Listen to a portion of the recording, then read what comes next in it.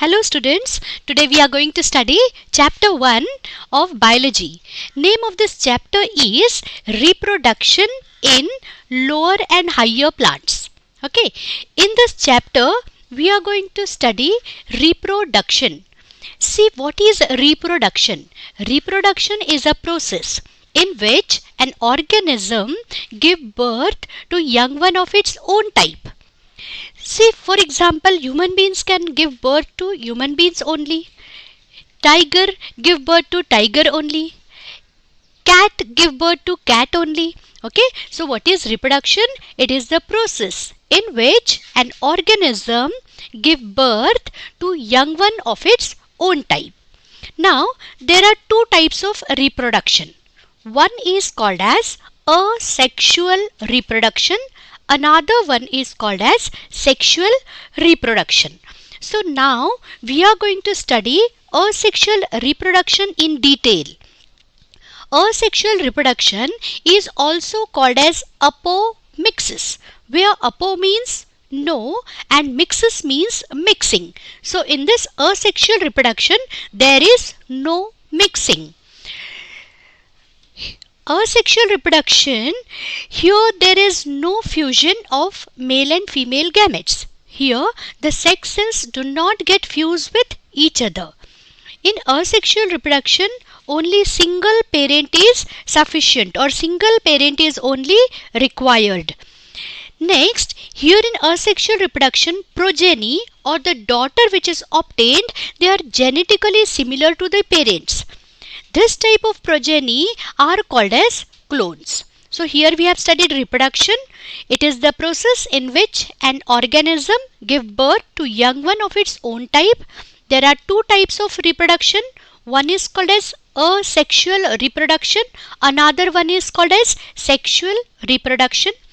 Asexual reproduction is also called as apomixis, where apo means no and mixis means mixing. First point for asexual reproduction. Here in asexual reproduction there is no fusion of male and female gametes.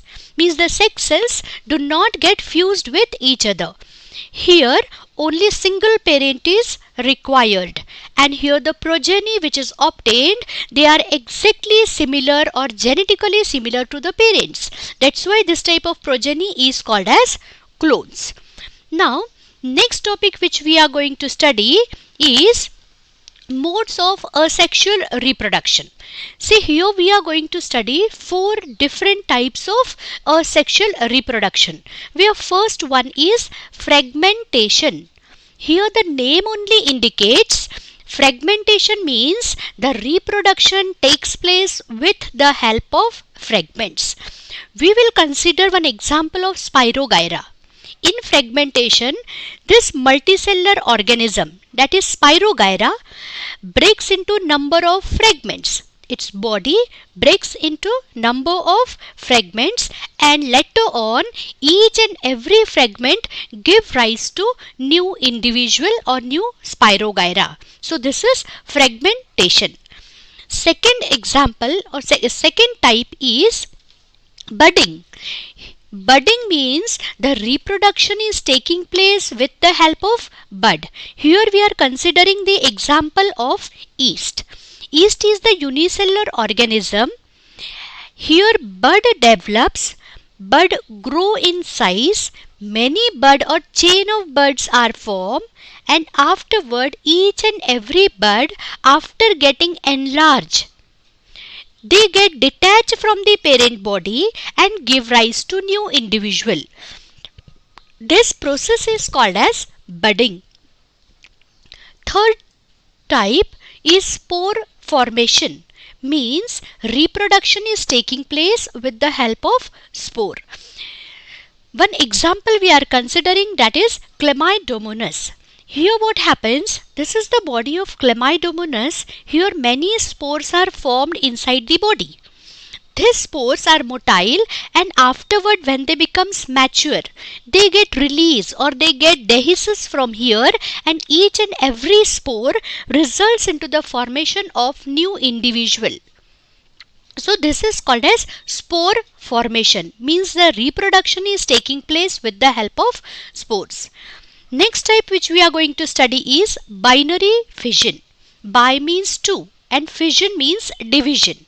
Here we are considering the example of amoeba. Here amoeba first undergo karyokinesis. Karyokinesis means division of nucleus, and later on it undergoes cytokinesis. Cytokinesis means division of cytoplasm, and finally the body of amoeba get divided into two daughter cells. This is called as binary fission. Binary fission means from one parent cell, two daughter cells are formed. So this is the fourth type of asexual reproduction. So up till now we have studied the definition of reproduction. Reproduction is a process in which an organism gives birth to young one of its own type. Asexual reproduction is also called as apomixis. In asexual reproduction, there is no fusion of male and female gamete. Here only single parent is required, and here the progeny obtained, they are genetically similar to the parents. That's why they are called as clones. We have studied here four different types of asexual reproduction. First one is fragmentation. Here we have considered the example of Spirogyra. Here the body of Spirogyra breaks into number of fragments, and each and every fragment give rise to new individual. Second type which we have seen is budding. Here we have considered the example of yeast. Here bud development takes place in the body of yeast. Bud develops in size, get detached from parent body and develops into new individual. Third type is spore formation. Here we have considered the example of Chlamydomonas. Here many spores form inside the body of Chlamydomonas. Later on, the spores, when they become mature, they dehisce or they get released out, and each and every spore forms into new individual. Last one which we have studied is binary fission. Here we are considering the example of amoeba. Here amoeba first undergo karyokinesis, that is division of nucleus. It is followed by cytokinesis, that is division of cytoplasm, and from one amoeba two daughter amoebas are formed. So here we have studied asexual reproduction. Now we are going to study new topic, that is vegetative reproduction. So first of all, you should know what is the meaning of vegetative reproduction. Vegetative reproduction means when the plants are produced from the vegetative part.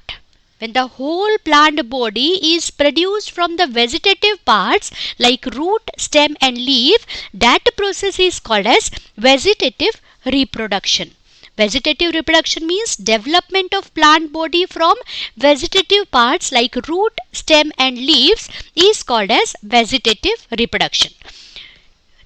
There are three methods of vegetative reproduction: CGT. C for cutting, G for grafting and T for tissue culture. First we will study here what is cutting. Cutting means slanting cut or just a slant cut is given to any part of the plant having one or more bud, and that part of the plant when placed in the soil, then after a particular period of time it grows in an new individual. So that process is called as cutting. Cutting can be done in stem also, in leaf also and in root also. If stem cutting is done and it is put into the soil, after a particular period of time it will grow as a new individual. In many plants, stem cutting can be done in rows. In many plants, leaf cutting is also done. One is Snesviria, or you can say snake plant. Leaf is cut, that leaf is put into the soil, and later on after a particular period of time this plant grow as an individual. Similarly, root cutting can be done. Root cutting means we can consider one example in tamarind. Root is cut. When the cut root is placed into the soil, after a particular period of time, whole plant body can develop. So this is cutting. We have studied here vegetative reproduction. Development of plant from vegetative parts like root, stem and leaf is called as vegetative reproduction. There are three methods of vegetative reproduction. One is cutting, grafting and tissue culture.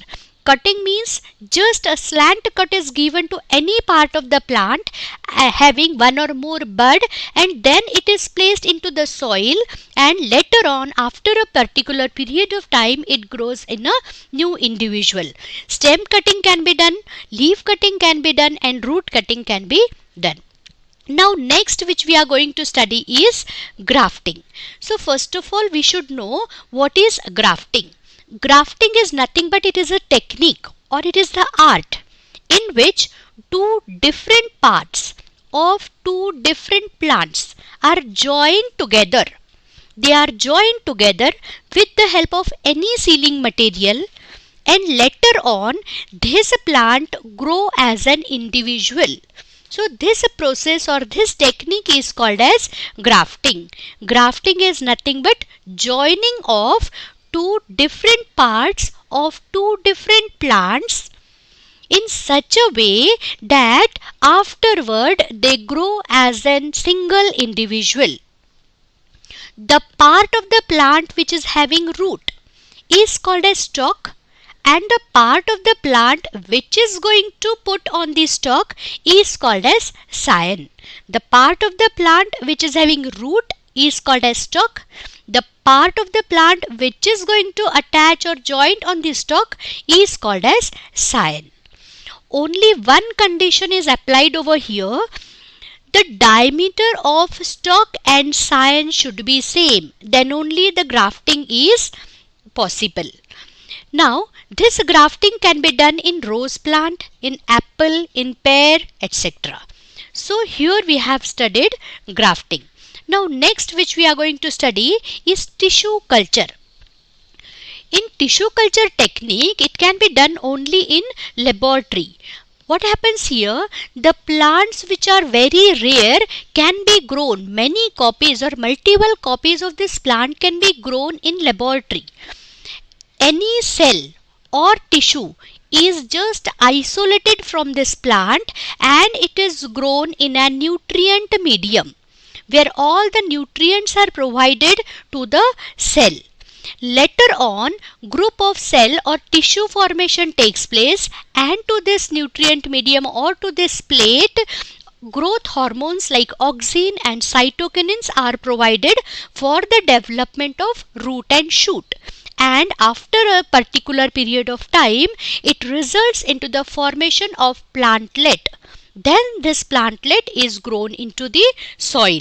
Hence, from this one cell, we get whole plant. So this technique is called as tissue culture technique, which can be done only in laboratory.